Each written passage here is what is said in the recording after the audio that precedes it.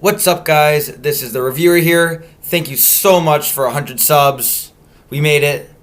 And today I'm going to be talking about Charlie St. Cloud.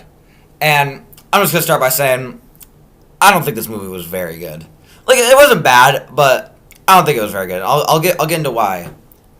So this movie starts out with Charlie, who's played by Zac Efron, and his brother Sam, and they're sailboating, and they won some kind of sailboating race or competition. It doesn't really matter. It's just to show that Charlie's good at sailing, and that gets into that later because he's going to Stanford on a sailing scholarship. And so it's established pretty early in the movie that Charlie and his brother Sam have a really good relationship. Charlie and Sam talk about sailboating away one day, and Charlie wants to stay home instead of going to college so that to help his mom pay the bills. They don't make it very clear at first, but they reveal later in the movie that the dad is out of the picture. I guess he tried out for some baseball team, and then they never saw him again. So they don't have a lot of money. So Charlie wants to stay home and not go to college. And I think this was mostly just to show that this is a really good guy, which they're trying to make us like their main character. In the beginning of this movie, I thought it was pretty good. Charlie starts teaching Sam how to play baseball, which, it's a pretty classic brother-son thing to do. And Charlie has to watch his brother one night, but he wants to go to a party, so he later sneaks out. But Sam jumps in front of his car and stops him because he wants to go to some baseball thing, and Charlie agrees. And in the car ride, Sam's sad because Charlie's going away to college and everything. And so on the car ride, they get hit by a truck. And I thought they did this moment really well. It was really dramatic. He was like we see this good shot of Sam looking kind of scared, and then a truck coming behind him. He doesn't even know what's coming, and you really felt this. This was 10 minutes in the movie, and this is some of the best parts of the movie. And Charlie almost dies, but he's able to be saved. But Sam dies, and Charlie's devastated. And I thought Zac Efron kind of nailed the scene. I felt legit sad, and we're just meeting these characters. And so there's a funeral, and so while they're at the funeral, Charlie sees a flash of Sam, and he runs into the woods, and and Sam is there. And this scene is where this movie starts to not make a lot of sense, because Charlie has no reaction whatsoever to seeing his dead brother alive in the woods.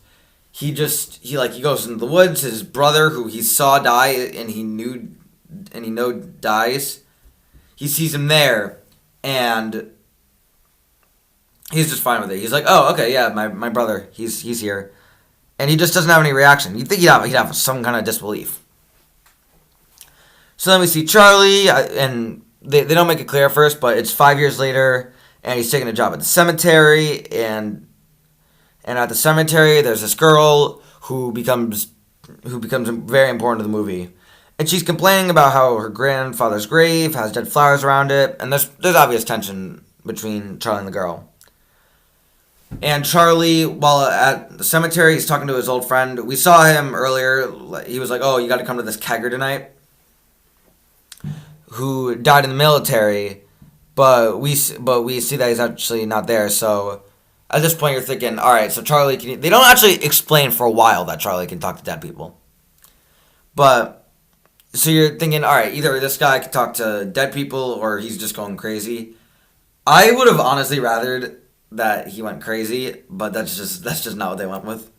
But I thought it would have been a much better story. But they were going off a book, so they couldn't really do that. But I guess as a writer of a book, I think him being crazy would have been a much better kind of twist ending.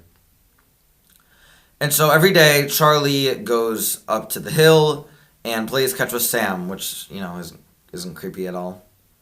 And Charlie, while buying a toy plane for him and Sam to play with, he runs into the paramedic that saves his life, and they grab a cup of coffee. The paramedic was Ray Liotta, who I think is really funny. And they grab a cup of coffee, and this was basically just exposition, because Charlie's talking about how he hasn't done anything since Sam died. So this was really just exposition to show that he hasn't done much, because then we don't really see the paramedic again. We hear that he dies later. And then so Charlie, he then just kind of completely stalks the girl he likes and shows Sam her in this magazine.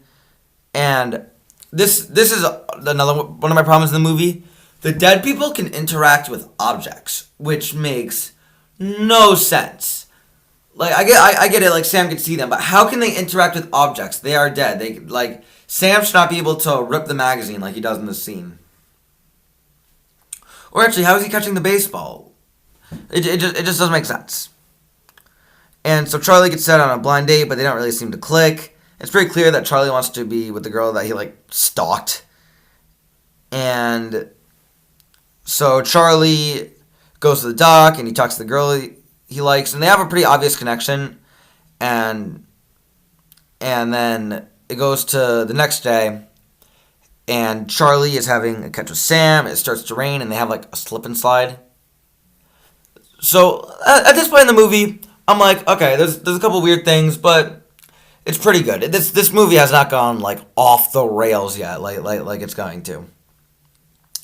So Charlie runs into the girl he likes at the cemetery, and she has a wound, and he like cleans out her wound, which was pretty odd, not gonna lie, but you know.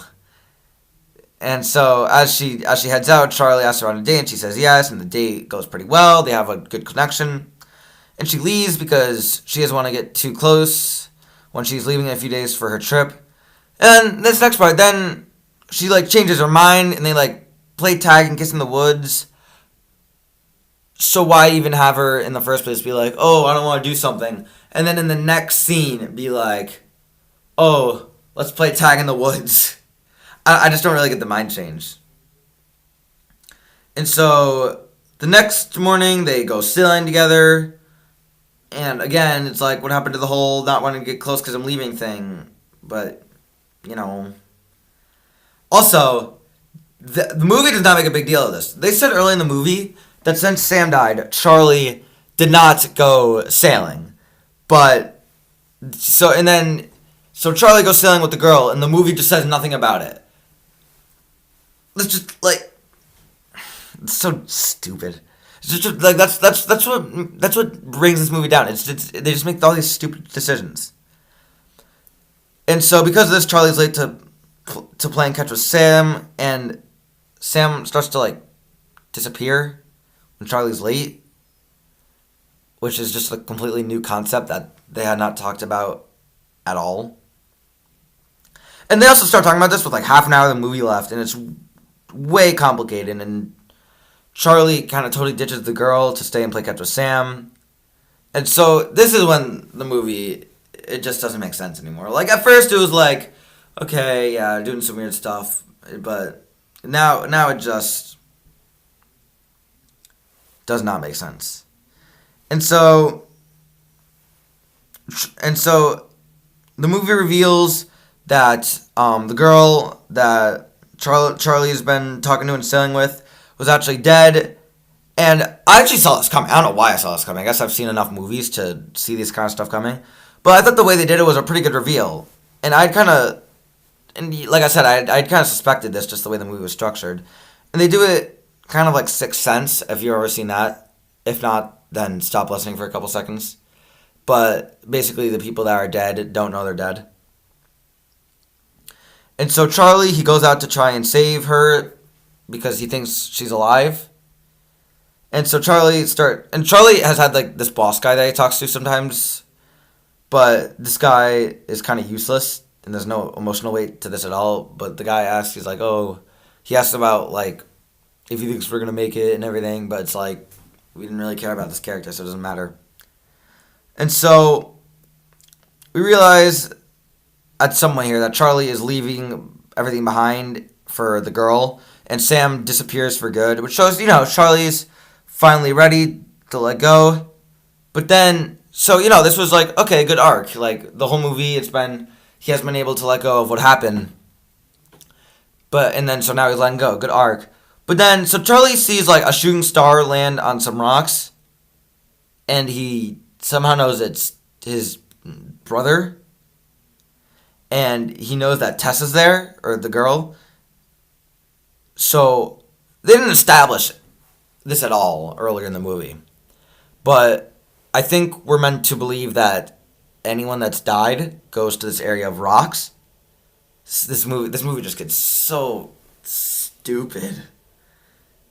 And so Charlie finds Tessa dead, and he kind of hugs her dead body for a while.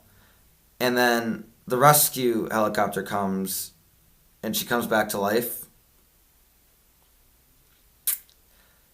Okay. And then they say, when you hugged her, your body warmth kept her alive. And this is my biggest problem with the movie. Because how could Charlie talk to her if she wasn't actually dead yet? The whole thing is that Charlie could talk to alive people and dead people. But if she had still been alive, then how is he talking to her? It doesn't make sense. And how does body warmth bring her back to life? It just doesn't make sense. So she's like alive now, and Charlie asks her out, and she remembers like what happened when she was dead. Ugh, this movie. And Charlie can't see Sam anymore, and it ends with Charlie and the girl ending up together.